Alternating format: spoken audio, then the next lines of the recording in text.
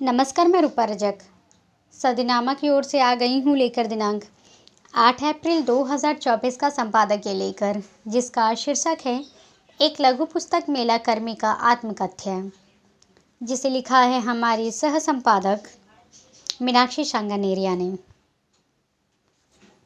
बात करते हैं आज आत्मकथा की। लघु पुस्तक मेले में कई लोग कई तरह के आत्मकथात्मक पुस्तक लेके बैठते हैं।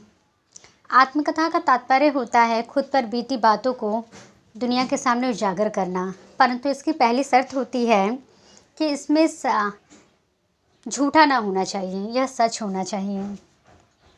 आज का हमारा विषय इसी संबंध में है और पुस्तक मेला से संबंधित है, और जानते हैं इस संबंध में आगे क्या कहते हैं हमारे संपादकीय महोदय।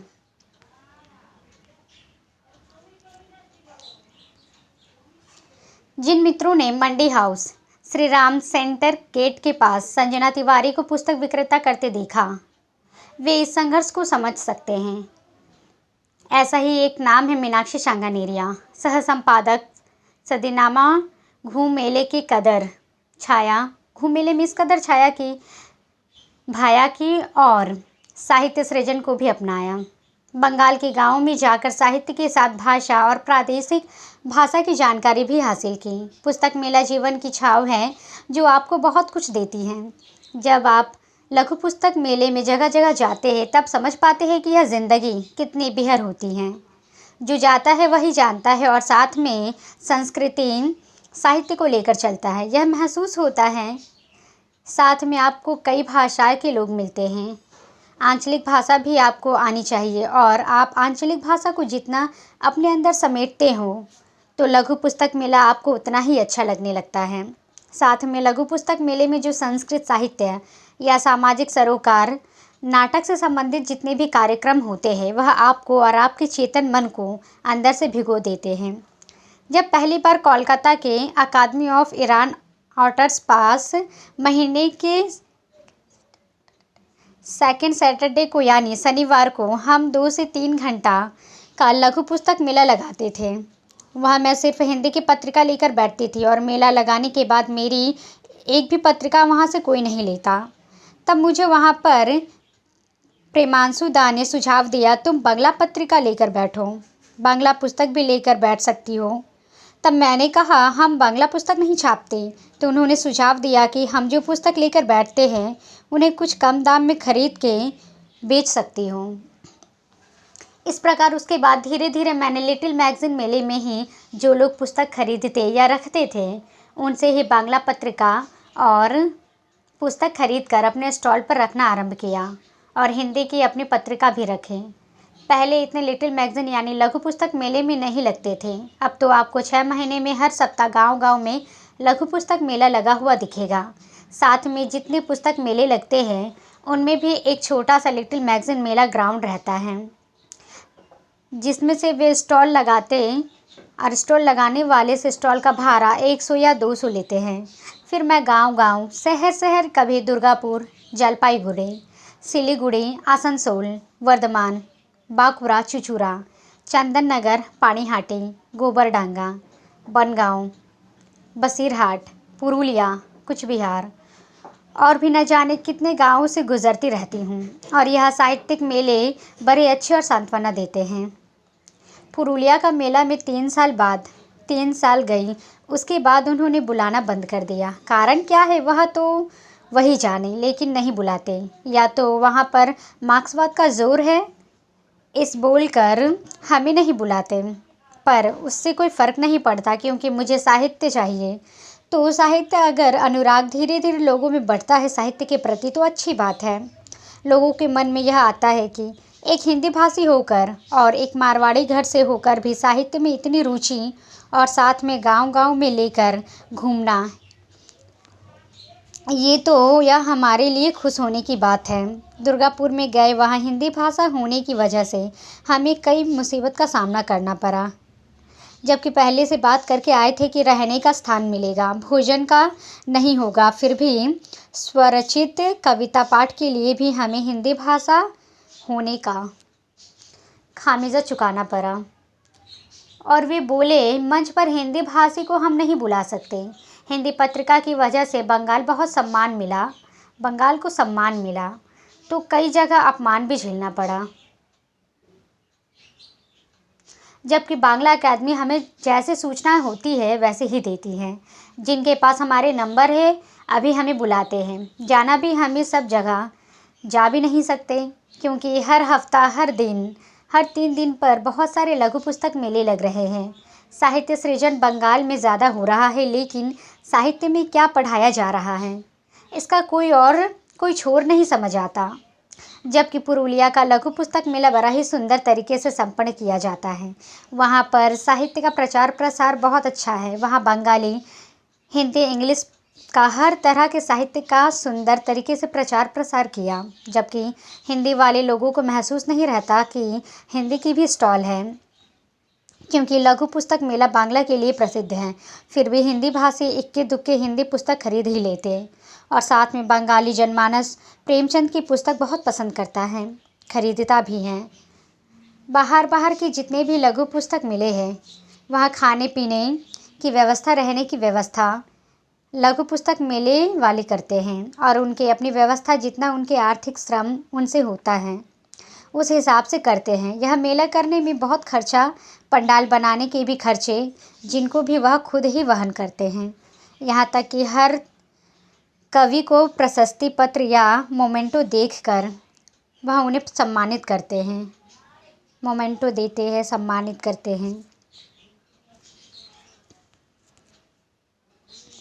लघु पुस्तक मेला आपको साहित्य में समृद्धि भी करता, आपको जीवन के प्रत्येक पहलुओं के बारे में सिखाता भी है।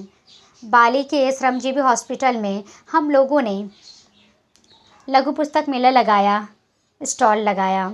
वहाँ पर पूरा वातावरण साहित्यिक एवं सामाजिक था। वहाँ एक नर्सिंग कॉलेज है, जहाँ पर नर्सिंग सीखने आए हुए लड़के लड़कियाँ रहती हैं, और उसी स्थान पर यह पुस्तक मेला लगा।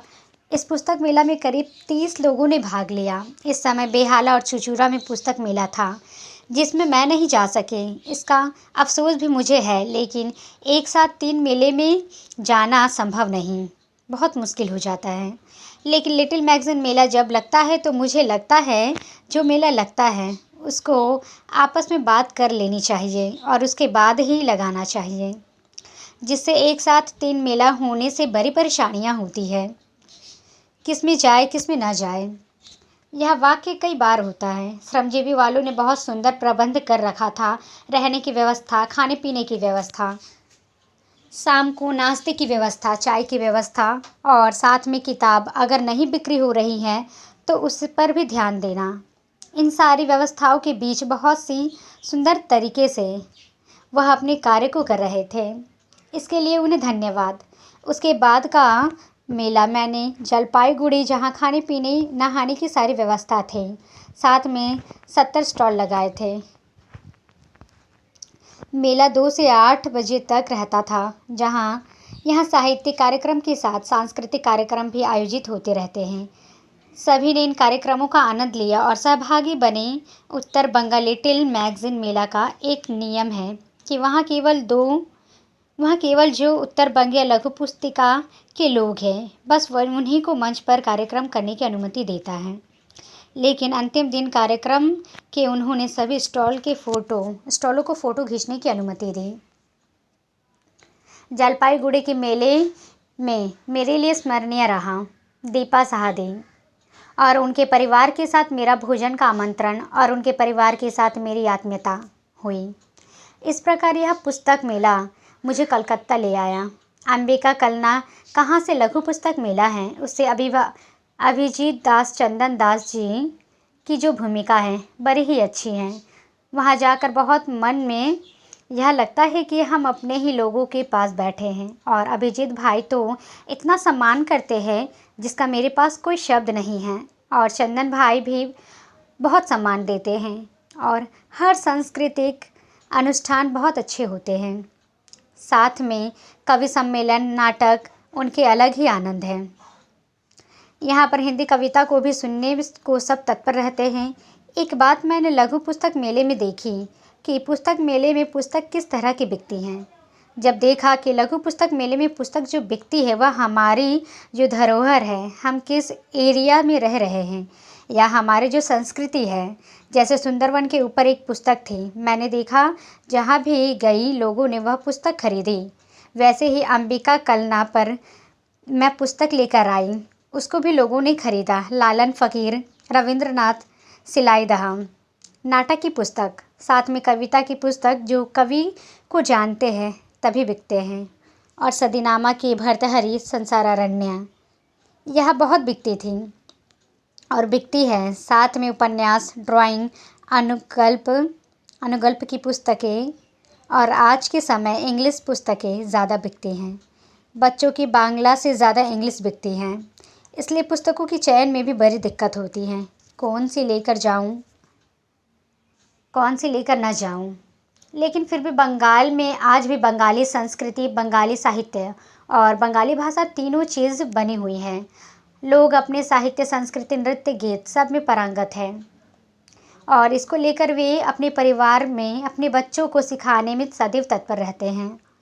एक बार जितेंद्र सर ने जब शुरू में मुझे लालन फ़कीर के कार्यक्रम के लिए भेजा था, 2-2.5 घंटा मुझे पहुंचने में लगा था, और तब मैं इन रास्तों को जानती भी ना थी। लेकिन मैं पहुंची वहां पर, जहां मैंने देखा लालन फ़कीर के इतने सुंदर तरीके से गीत गाए जा रहे हैं, जैसे लग रहा है हम कबीर को सुन रहे हैं।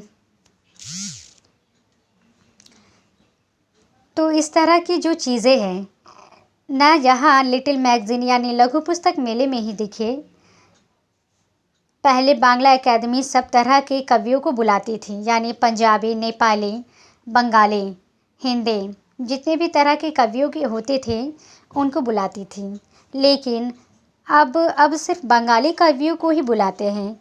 तो मैंने यह बात यहाँ के मिनिस्टर ब्रत्या बसु से कही, तो उन्होंने कहा अब हिंदी अकादमी बन चुकी है, अब कवियों को हिंदी अकादमी ही बुलाए जाएंगे कविता करने के लिए। और हिंदी अकादमी में मैंने ऐसा कुछ भी नहीं देखा कि वहाँ कोई प्रोग्राम होता है, या लघु पुस्तिका मेला लगता है, या पुस्तक मेला लगता है, या वह कविता पाठ के लिए लोगों को बुलाया जाता है। अंत में यह कहूँगी कि मेरी जान है लघु पुस्तक मेला, मेरी आन है लघु पुस्तक मेला, मेरी शान है लघु पुस्तक मेला, मेरा जीवन है लघु पुस्तक मेला। तो ये था दोस्तों हमारा आज का संपादकीय। कल फिर लौटेंगे एक नए विषय, एक नए संपादकीय के साथ। तब तक के लिए नमस्कार।